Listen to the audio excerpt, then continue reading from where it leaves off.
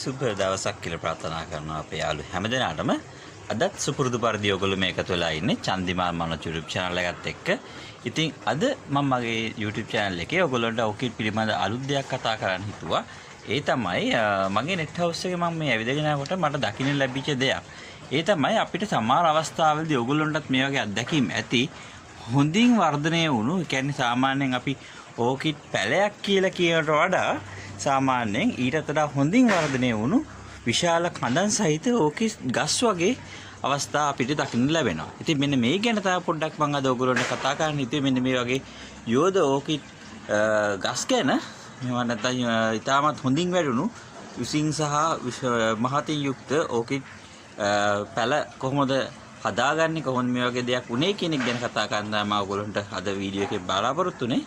ඉතින් සුපුරුදු පරිදි වීඩියෝ එකට යන්න කලින් මම ඔයගොල්ලන්ට මතක් කරන්න කැමතියි, හැමදාම වගේ අපේ වීඩියෝස් ඔයගොල්ලෝ බලනවා නම් අපේ වීඩියෝස් ඔයගොල්ලෝ කැමති නම් අපේ channel එක subscribe කරන්න.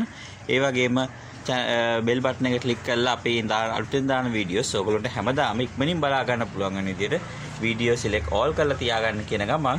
එහෙමනම් අපි යම් වීඩියෝ එකට මොකද්ද මේ කොහොමද මේ වගේ ශාකයක් හදාගත්තේ කියන එක දැනගන්න.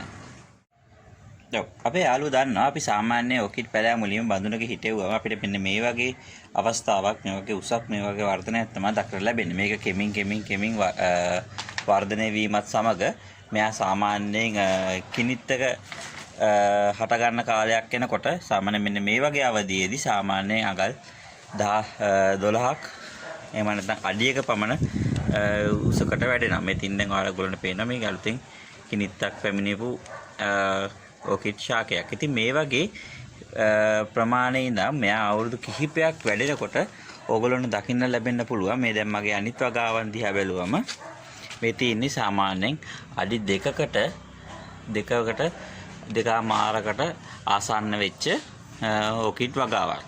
ඉතින් මේ අවස්ථාවන් වලට අමතරව අපිට කලාතුරකින් දක්නට ලැබෙනවා ටිකක් මීට වඩා හොඳට උස ගිය, මීට වඩා හොඳින් වැඩුණු orchid ශාක. අපි බලමු කොහොමද මේ වගේ එකක් තියෙන්නේ කියලා. ඔව්. දැන් මේ ඔයගොල්ලන්ට පේන්නේ අර මම කලින් සඳහන් කරපු ඒ වගේ ඉතාමත් විශාල orchid ශාකයක්. දැන් මෙයාගේ ඔයාලට බලා ගන්න පුළුවන් සාමාන්‍යයෙන් මෙයාගේ අඟලකට වඩා වැඩි මහතකින් යුත් කඳක් දක්නට ලැබෙන්නේ. ඒ වගේම මෙයාගේ උස මේ වෙනකොට අඩි 6කට වඩා උසකට වැඩිලා තියෙනවා. මේක ඩෙන්ඩ්‍රෝබියම් වර්ගයට අයත් වෙන orchid විශේෂයක්. ඩෙන්ඩ්‍රෝබියම් අපි කතා කරන සෝනියා වයිට් කියන වර්ගයේ orchid විශේෂයක්. ඉතින් මෙයා ඉතාමත් හොඳින් වර්ධනය වෙලා තිනවා. මෙයාගේ සමහර වෙලාවට මේ ගහේ බර දරා ගන්න බෑ මේ කඳට. ඒකින් මේ කඳ පෙරලෙන අවස්ථාවල් තියෙනවා. ඒකින් තමයි මම මේ වයර් ආකාරයෙන් මේවා සම්බන්ධ කරලා තියෙන්නේ පෙරලෙන්නේ නැති වෙන්නේ. ඉතින් මේ වගේ වෙන්න හේතුව තමයි මෙයාට අවශ්‍ය කරන පාරිසරික සාධක ටික. අපි හැමදාම කියන ශාකයේ orchid වලට අවශ්‍ය කරන නියමිත උෂ්ණත්වය, orchid වලට අවශ්‍ය කරන නියමිත වාතයේ තෙතමනය, orchid වලට අවශ්‍ය කරන නියමිත සෙවන සහ නිවැරදි ලෙස ජල බැස්මක් සහිත වීම තමයි මේ වගේ orchid ශාකයක් ඕගොල්ලන්ට ලබා ගැනීමේ මූලිකම අවශ්‍ය සාධක වෙන්නේ. ගොඩක් මේ වගේ එකක් දැකපුව ගමන් හැමෝම අහන දේ තමයි මොනවාද දාන පොහොර, මොනවාද දාන පොහොර. මම ඔයගොල්ලන්ට කියන්න කැමති පොහොර දැම්මනම් මේ ගස් හැම එකටම මම දාලා තියෙන එකම විදිහට තමයි පොහොර. ඉතින් එහෙමනම් හැම ගහක්ම මේ වගේ වෙන්න ඕනේ නෑ. ඉතින් මේ ගහ සහ මගේ තව ගස් කිහිපයක් තමයි මේ වගේ ඇවිල්ලා තියෙන්නේ. ඒ කියන්නේ මේ වගේ වෙන්න මේගොල්ලන්ට ප්‍රධාන පාරිසරික සාධක සහ මේගොල්ලෝ සමහර විට ජානමය පැත්තෙන්, ඒ කියන්නේ මේගොල්ලෝ මෞෂාක වලින් ලබා ගත්තේ ජානමය යම් කිසි දේවලු බලපාන්න නැති.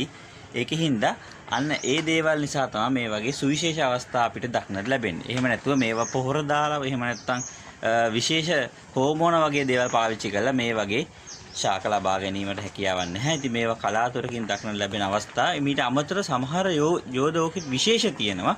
ඒ වගේ විශේෂ වෙලදී නම් අපිට දක්නට ලැබෙනවා මේ වගේ අවස්ථා නිතරම. ඉතින් මේ වගේ ඔයගොල්ලෝගේ net house එක ඇතුළේ බලන්න මේ වගේ අලුත් කියන්නේ එහෙම නැත්නම් අනිත් ගස් වලට සාපේක්ෂව සුවිශේෂ අවස්ථා orchid වල දක්නට ලැබෙනවා ඇති. ඉතින් එහෙනම් ඒකයි මම ඔයගොල්ලන්ට අද මේක පෙන්වන්න කියලා හිතුවේ. මොකද මෙයාගේ තියෙන මේ විශාලත්වයත් එක්ක. ඉතින් එහෙනම් මම හිතනවා ඔයගොල්ලෝ යම් කිසි දේවල් ටිකක් අද වීඩියෝ එකෙන් දැනගත්තා. orchid ගැන ඩෙන්ඩ්‍රෝබියම් වලදී අපි මෙන්න විශේෂ අවස්ථාවක් දැක ගන්න හම්බුණා කියන එක. ඉතින් ඕගොල්ලන්ගෙත් මේ වගේ ඕකිඩ් එකතුවේ මේ වගේ අලුත්ම මේ වගේ සුවිශේෂී අවස්ථාවක් දක්න ලැබෙනවා නම් ඒක අපිට ෆොටෝ එකක් මාර්ගෙන් එහෙම නැත්නම් කමෙන්ට් එකක් ආකාරයෙන් සඳහන් කරලා ඒ දැනුම අනිත් අයත් එක්කත් බෙදා ගන්න කියන ඉල්ලීමක් කරන ගම එහෙනම් අද වීඩියෝ එකෙන් මම සමු ගන්න.